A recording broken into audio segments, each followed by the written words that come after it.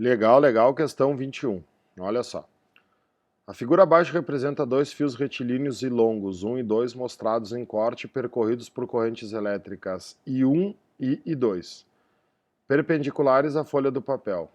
Baseado no texto e em seus conhecimentos sobre eletromagnetismo, é correto afirmar que o campo no ponto A só poderá ser nulo se I e 2 forem tais que. Então, olha só, é uma questão de campo magnético nulo, parecida com aquelas de campo elétrico nulo, mas são coisas diferentes. O ponto A não é equidistante dos fios, o ponto A está mais próximo do fio 1. Então, aquela teoria do campo elétrico vale igual para cá, né? Se no ponto A o campo é nulo, significa que qual corrente é mais intensa? A corrente do fio 2. Afinal de contas, o campo é sempre nulo no ponto mais próximo da corrente menor, para que uma coisa compense a outra. Então eu já sei, né, por causa que o ponto A é perto do fio 1, que a intensidade da corrente 1 é menor. Então vamos botar aqui no cantinho, para não atrapalhar. A corrente 1 é menor do que a corrente 2. Isso não tenha dúvida. É que nem campo elétrico. Então a letra C está fora, a letra D está fora, a letra E está fora e a letra F não vou nem comentar. Me sobrou a A e a B. Que opções que eu tenho? Se as correntes tiverem o mesmo sentido ou tiverem sentidos opostos. Cara, no ponto A, os campos devem ter sentidos opostos. Então vamos supor, se o campo 1 for para baixo, se o vetor B1 for para baixo, o vetor B2 tem que ser para cima, para que eles se anulem. Além de serem iguais, eles têm que ter sentidos opostos. Para o campo 1 ser para baixo e para o campo 2 ser para cima, as correntes têm que ser opostas do 1 e do 2? Não, porque o ponto A está à direita do fio 1, mas está à esquerda do fio 2. Tipo assim, olha só, imagine que a corrente 1 seja entrando. A corrente 1 está entrando no papel. Se a corrente 1 está entrando no papel, né, está entrando, gira em que sentido? No sentido horário. Só que, claro, para ti está do outro lado, né, então o que eu posso fazer aqui nos vídeos, né? Fazer o dedão assim para a corrente ser no sentido horário. Para mim, assim, ó, é saindo, mas o meu saindo é a mesma coisa que o teu entrando, porque nós estamos em lados opostos. O bom é tu fazer a regra ali, tá vendo? Bota o teu dedão entrando, bota o teu dedão entrando ali, ó, e aí tu vai ver que o sentido vai ser horário. Então o que acontece? Se aqui está entrando, o sentido é horário, vai ser assim. Então o 1 vai ser para baixo, tá vendo aqui, ó, para baixo, para baixo. Imagina que aqui a corrente também esteja entrando. Se a corrente for entrando, o sentido aqui também vai ser horário, só que se o sentido aqui é horário, aqui tu tá do outro lado da linha, né? Então aqui é um sentido horário, o campo está subindo, por isso que o 2 está subindo. Por isso que a resposta é a letra A. Elas têm que ter o mesmo sentido. Claro que esse negócio aqui da gente estar em lados opostos dá uma certa confusão no vídeo. Mas vamos lá, vamos tentando. O que acontece na 22? A 22, acho que não precisa fazer regra, não me lembro direito. Tu tem um ímã permanente e uma barra de ferro, inicialmente não imentada. Então essa barra de ferro é apenas uma substância ferromagnética. Ao aproximarmos a barra de ferro ao ímã, tu aproxima a barra de ferro do ímã. Observa-se a formação de um polo em A. Por que a barra de ferro é sempre atraída por ímã? Porque o ferro é um ímã transitório. Quando o ferro se aproxima de um ímã, ele cria um campo magnético, ele vira um ímã, só que sempre com um polo oposto. Tipo, se o lado A está sendo aproximado do polo norte, então o A aqui vai virar um polo sul e o B vai virar um polo norte, por isso que entre esses dois existirá uma atração. A atração é sempre mútua. Então, ao aproximarmos a barra de ferro ao ímã, observa-se a formação de um polo sul em A e um polo norte em B, e uma atração entre o ímã e o ferro. Questão relativamente simples. Então, sul, norte, atração, letra C. Vamos limpar. Fazer a 23. 23 é uma questão sapeca, creio eu. A URGS, né? A figura abaixo representa uma vista superior de um fio retilíneo horizontal conduzindo corrente I no sentido indicado. Uma bússola que foi colocada abaixo do fio orientou-se na direção perpendicular a ele, conforme também indica a figura. Imagine agora que se deseje mover a bússola. fazer sua agulha inverter a orientação indicada na figura. Tu quer que a agulha da bússola inverta, quer dizer, tu quer que a agulha da bússola varie 180 graus.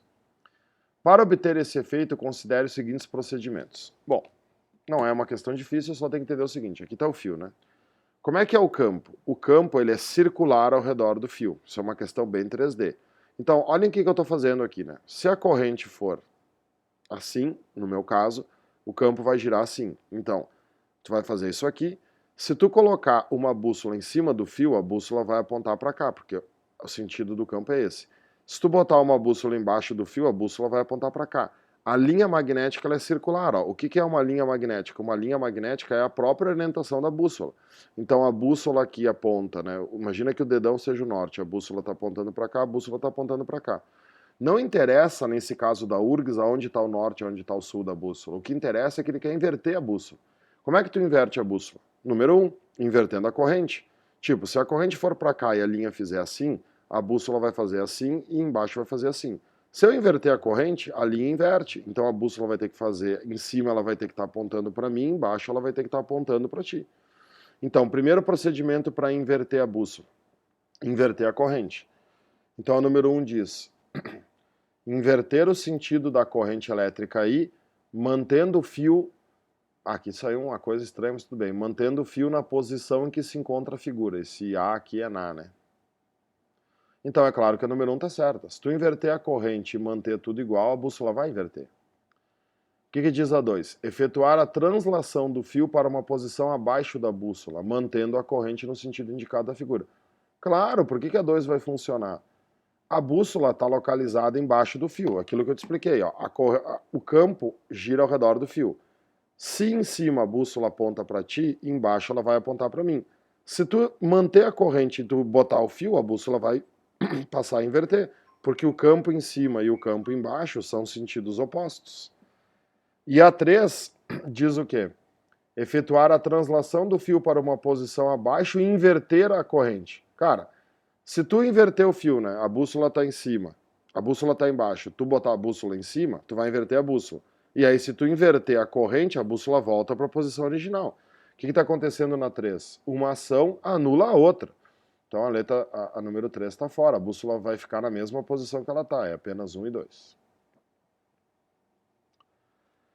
A questão 24, limpando então, a questão 24 é uma questão da UCS, Universidade de Caxias do Sul, pés na região, olhos no mundo. Tu tem o quê? Um solenoide de extremidades A e B percorrido por uma corrente I conforme a figura. Com base nas informações e na figura, analise a veracidade e a falsidade. Cuidado com esse solenoide, porque esse é um solenoide de núcleo oco. O que tu tem que perceber nesse desenho tridimensional? Que a corrente aqui, ó, ela está saindo do A por cima. Se a corrente está saindo do A por cima, aqui pelo desenho, a gente nota que ela está entrando no B por baixo. E aí tem aquele velho esquema da gente estar em polos opostos, né, em direções opostas para a câmera. Ó. A corrente em B, ela está entrando por baixo. Tu tem que imaginar que o solenoide está na tua mão. O que o desenho mostra aqui? Ó? Que a corrente está saindo do A por cima do solenoide. No teu caso, por cima vai ser assim, né? Para mim é para cá. Então o que acontece? Em B ela está entrando por baixo. Como ela está entrando por baixo, aqui é o B e aqui é o A para mim, ó, que é o contrário do que tu está vendo. Como ela está entrando por baixo, o campo magnético fica para lá. Então, o B é um polo norte, o B é um polo norte e o A é um polo sul. Faz a tua regra. Repito aqui, ó. Nesse solenoide aqui, ó, a corrente está saindo por cima. Então tu teria que posicionar a tua mão ali, ó, saindo por cima do A vai dar o polo norte. Então, A é o norte? Não. A é um sul. Uma bússola colocada junto à extremidade B sobre o eixo do solenoide terá seu sul magnético próximo a B. Sim. Se tu colocar uma bússola aqui próximo de B, né? Uma bússola colocada junto à extremidade B sobre o eixo do solenoide terá seu sul magnético próximo a B. Porque se tu colocar uma bússola aqui no mesmo eixo aqui do solenoide, como o B virou um polo norte, né, o que o polo norte vai atrair? O polo sul, então o polo norte da bússola vai ficar apontando para a direita, o polo sul vai ficar apontando para a esquerda. Então terá seu sul magnético próximo a B. Claro, porque o B é norte. As linhas de indução do campo dentro do solenoide são retas igualmente espaçadas entre si. Com certeza, isso tu tem que saber de cor. No interior de um solenoide, pega um solenoide, tanto faz o núcleo ser maciço ou o núcleo ser oco, né? O que aconteceu nesse solenoide aqui que a gente está vendo? O norte está aqui, o sul está aqui. Como é que vai ser o campo magnético? Vamos fazer de cor diferente. As linhas saem do norte, não vou fazer linhas totais dando a volta, vou fazer linhas parciais, e as linhas entram no sul. Mas a gente aprendeu, estudou, que no interior do solenoide o campo é uniforme. Por quê? Porque as linhas no interior vão do sul para o norte e essas linhas vão ser retas, paralelas, equidistantes. Isso caracteriza um campo uniforme. O interior de um solenoide é um CBU, campo magnético uniforme. Qualquer ponto que tu pegares aqui dentro, o valor, o módulo do campo vai ser o mesmo.